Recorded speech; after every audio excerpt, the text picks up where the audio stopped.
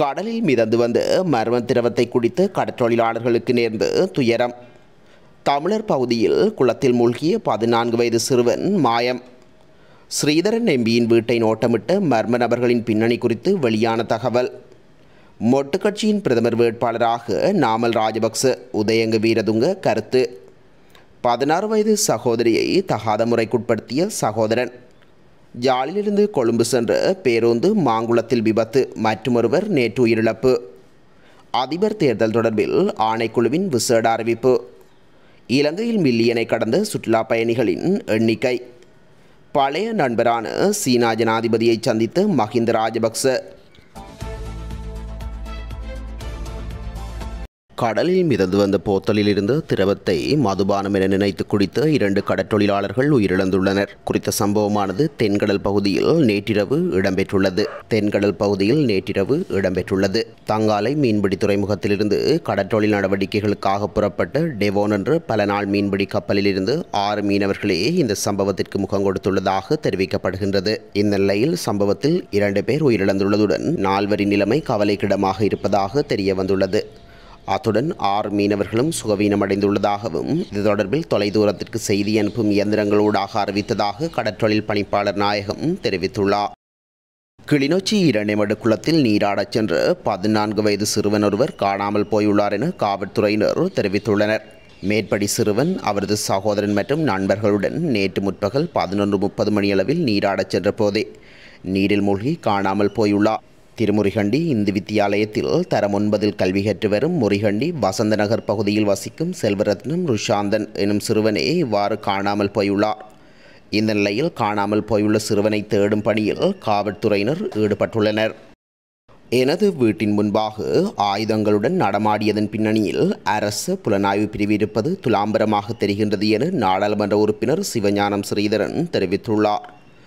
நாடாளுமன்ற உறுப்பினர் சிவஞானம் ஸ்ரீதரனின் இல்லத்தின் முன்பாக இனந்தெரியாத நபர்களின் அச்சுறுத்தும் வகையிலான நடமாட்டம் அவதானிக்கப்பட்டமை தொடர்பாக கொடிகாமத்தில் நேற்று ஊடகங்களின் கேள்விகளுக்கு பதிலளித்த போதே அவர் இதனை கூறியுள்ளார்.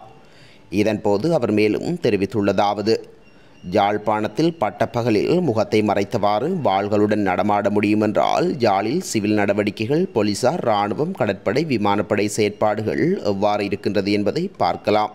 யாழ்ப்பாணம் இந்து கல்லூரிக்கு அருகிலுள்ள தனது இல்லத்தின் முன்பாக 4 மோட்டார் சைக்கிள்களில் 9 பேர் இனந்தெரியாத வகையில் முகத்தையும் மோட்டார் சைக்கிள் இலக்கத்தையும் கருப்பு துணிகளால் மறைத்தவாறு வாள்களை சுற்றியவாறு வீதியில் செல்வது எனது வீட்டு கண்காணிப்பு கேமராவின் மூலம் அவதானிக்கப்பட்டு வெளிப்படுத்தப்பட்டது. யாழ்ப்பாணத்தில் நடக்கும் பல குற்றச்செயல்களுக்கு பின்னால் இராணுவம், கடற்படை, விமானப்படை, போலீசார், உளவு பிரிவு பின்னணியில் இருப்பது மிக துலாம்பரமாக வெளிப்படுத்தப்படுகின்றது. யுத்த காலத்தில் இராணுவத்தினரும் இராணுவ புலனாய்வு பிரிவினரும் ஃபீல் பைக்கில் கருப்பு துணிகளை கட்டியவாறு வந்து துப்பாக்கிச் சூட்டில் ஈடுபட்டனர். அதே பாணியில் உள்ளூர் மோட்டார் சைக்கிள்களை பயன்படுத்தி ஏன் இராணுவம், கடற்படை, விமானப்படை, போலீசார், உளவு பிரிவு செய்யக்கூடாது என்ற சந்தேகம் எமக்கு இருக்கின்றது என அவர் மேலும் தெரிவித்துள்ளார். எதிர்வரும் நாடாளுமன்ற தேர்தலில் ஸ்ரீலங்கா பொதுஜன பெரமுன கட்சியின் பிரதமர் வேட்பாளராக நாமல் ராஜபக்ச முன்னின்று தேர்தலையும் அவரே வழிநடத்துவார் என ராஜபக்ச குடும்பத்தின் பேச்சாளராக கருதப்படும் ரஷ்யாவுக்கான இலங்கையின் முன்னாள் தூதுவர் உதயங்க வீரதுங்க தெரிவித்துள்ளார். ஊடகங்களுக்கு கருத்து தெரிவிக்கும் போதே அவர் மேற்கண்டவாறு கூறியுள்ளார். அவர் மேலும் கூறியதாவது: மஹிந்த ராஜபக்சவின் ஆலோசனையின் பிரகாரம் விமல் வீரவன்சவை சந்தித்து பேச்சு நடத்தினேன். இப்போது விமல் தரப்பு தனிவழி சென்றாலும் ஜனாதிபதி தேர்தலில் அவர்களின் ஆதரவு ஸ்ரீலங்கா பொதுஜன பெரமுன கட்சிக்கு கிடைக்கப்பெறும். வாசுதேவ நாணயக்காரதான் எமது பக்கம் முதலில் வருவார். பின்னர் உதயகம்மன் பிளவுக்கும் வரவேண்டி ஏற்படும். திலீப் ஜெயவீரவும் கோட்டபாய ராஜபக்சவுடன் தான் இருக்கின்றார். அந்த வகையில் சர்வஜன அதிகாரத்தின் பெரும்பாலான உறுப்பினர்கள் வந்து மொட்டு கட்சி வேட்பாளருக்கு ஆதரவு வழங்குவார்கள். இன்னும் 2 வாரங்களில் இது நடக்கும் என அவர் மேலும் தெரிவித்துள்ளார். கொழும்பு ஹோமாகம பிரதேசத்தில் 16 வயது சகோதரியை தகாத முறைக்குட்படுத்தியதாக கூறப்படும் மூத்த சகோதரன் சந்தேகத்தின் பேரில் கைது செய்யப்பட்டுள்ளதாக ஹோமாகம தலைமையக போலீசார் தெரிவித்துள்ளனர். குறித்த கைது நடவடிக்கை நேற்று இடம்பெற்றுள்ளது. ஹோமாகம பிரதேசத்தைச் சேர்ந்த 23 வயதுடைய நபர் ஒருவரே இவ்வாறு கைது செய்யப்பட்டுள்ளார். இதன்போது கைது செய்யப்பட்ட சந்தேக நபர் போதைப்பொருளுக்கு அடிமையானவர் என போலீசார் கூறியுள்ளனர். அத்துடன் கைது செய்யப்பட்ட சந்தேக நபரை ஹோமாகம நீதிவான் நீதிமன்றத்தில் முன்னிலைப்படுத்த நடவடிக்கை எடுக்கப்பட்டு வருவதாக போலீசார் தெரிவித்துள்ளனர்.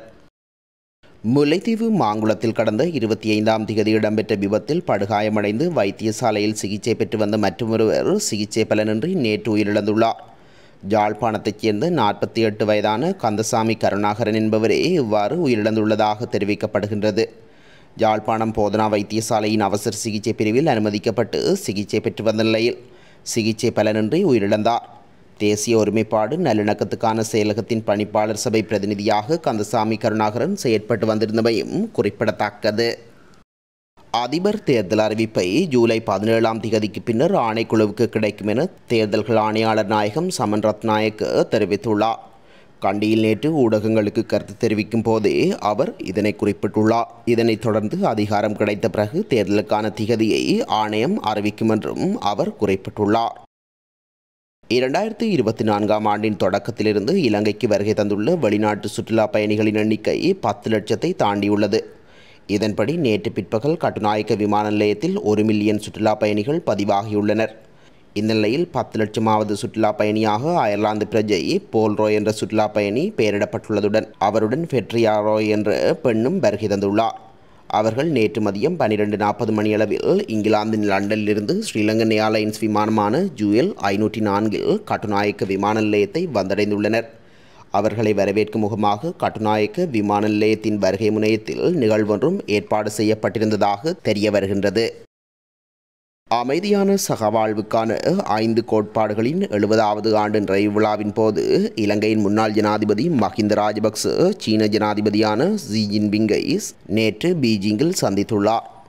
இதன்போது இடம்பெற்ற கலந்துரையாடலின் போது சீன ஜனாதிபதியும் மஹிந்த ராஜபக்சவும் பரஸ்பர ஆர்வமுள்ள பகுதிகள் மற்றும் முன்னோக்கி செல்லும் வளர்ச்சி திட்டங்கள் குறித்து விவாதித்தனர். இந்த சந்திப்பு தொடர்பில் மஹிந்த ராஜபக்ச எக்ஸ் பதிவொன்றை வெளியிட்டுள்ளார். அதில் தமது பழைய நண்பரான ஜி ஜின்பிங்கை சந்தித்ததில் மகிழ்ச்சி அடைவதாகவும் அமைதியான மற்றும் கூட்டுறவு உலகத்தை உருவாக்க நாடுகள் ஒன்றிணைந்து பாடுபட வேண்டும் என்றும் கூறியுள்ளார். சீனாவின் வெளியுறவு அமைச்சர் வாங் ஜி விடுத்த அழைப்பின் பேரில் 4 நாள் உத்தியோகபூர்வ பயணமாக பீஜிங்கிற்கு சென்றுள்ள மஹிந்த ராஜபக்ச அங்கு தங்கியிருந்த போது சீன முன்னணி அதிகாரிகளுடன் கலந்துரையாடல்களை நடத்தியுள்ளதாக அங்கிருந்து கிடைக்கும் தகவல்கள் தெரிவிக்கின்றன.